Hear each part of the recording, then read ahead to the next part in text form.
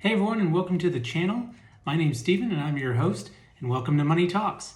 I am super excited to have this new channel launched on YouTube, and we're going to be talking about money, finance, and how to progress on your financial journey.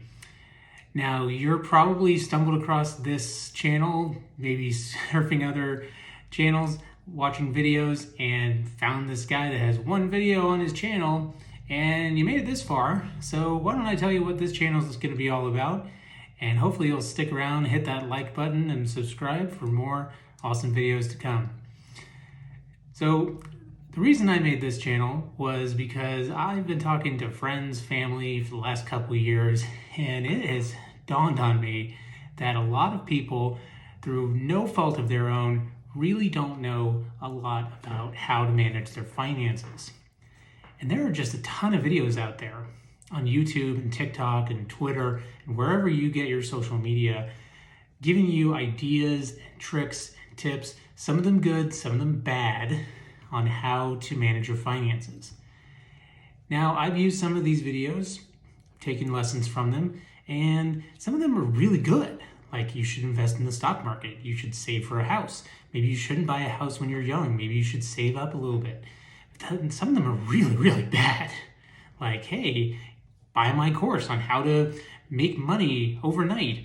Be rich. Get this $300,000 Lamborghini that's sitting in my driveway. Yeah, he's actually renting that. He doesn't own it, just FYI. So I thought, I've done pretty well in managing my own finances. I'm by no means an expert. I don't have any letters after my name about managing finances, but I have some advice. Maybe it'll work for you, maybe it won't. But hey, everyone else seems to be making a YouTube channel these days, so why not me? So over the videos that we're going to be putting up here, we're going to be talking about different topics.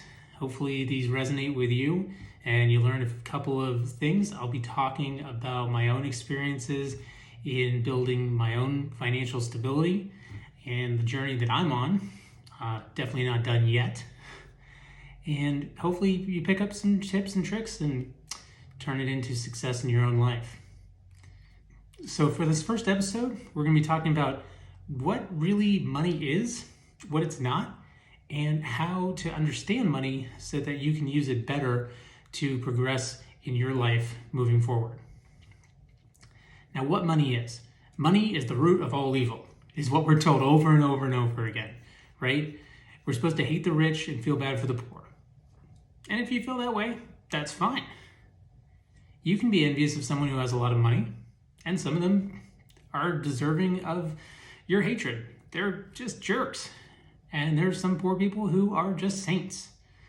But just having money doesn't necessarily make you a bad person. Money is simply an exchange of funds, a medium of exchange between people for goods and services. Now, if I sounded like a textbook there, I'm sorry, but that is the textbook definition of money. We as humans in a society have developed this exchange medium for goods and services.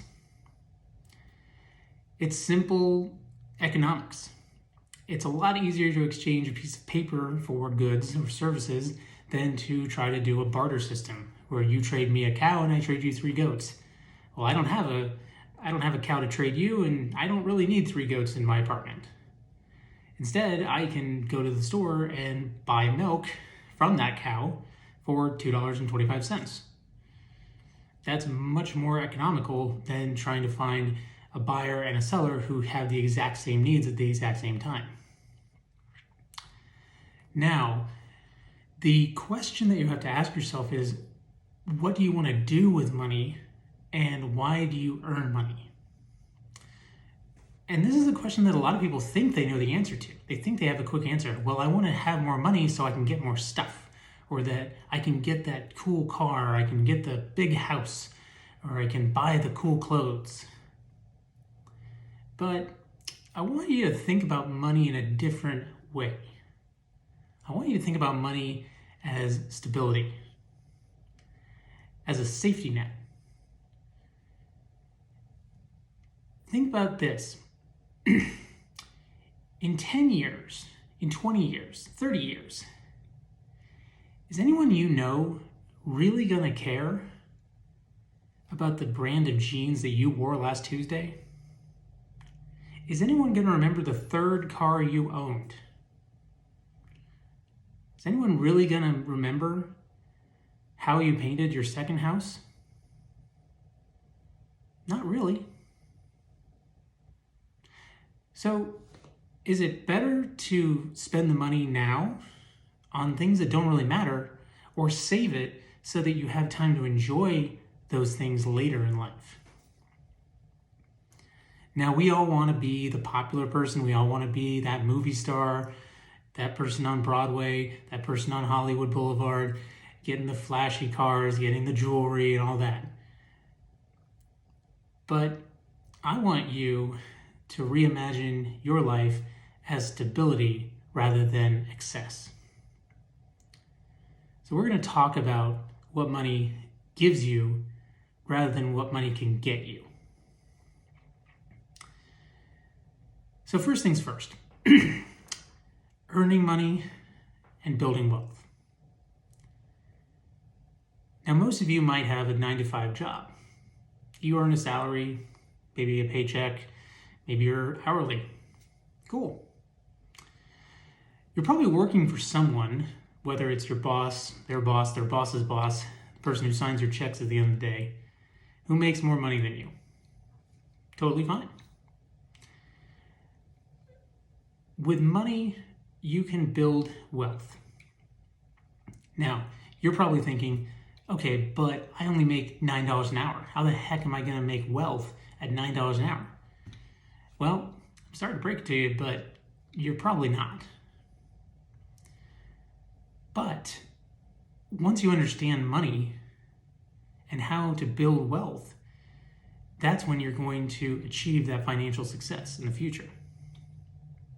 Now, if this is getting a little heavy for you, I'll tone it back a little bit. Let's start with the idea of working for money rather than making money work for you. Which one do you think is going to build wealth for you? If you chose the second option, you're right. Making money work for you. This is how the wealthy get their wealth. Now you might say, well, they were born into it. Well, they were born with a silver spoon in their mouth. They inherited. True, some of them did. Some of them did inherit. But if you look at most billionaires alive today, a majority of them, around about 60% of them, are self-made billionaires. Self-made. That means they didn't start with $1 billion. They started with significantly less than $1 billion, and they made themselves billionaires.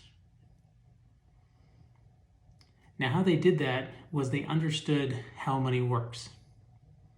Whether that was at the beginning of their career or as they started to progress up the wealth ladder, they learned and they understood how money worked in order to build that wealth. Now, money is not something that we really talk about in school. It's not taught to us as children. And the first interaction we really have with money is when we get out in the real world and get that first job. Now, like most people out there, the first time I got my paycheck, I was so excited. I had money for the first time. I had a paycheck.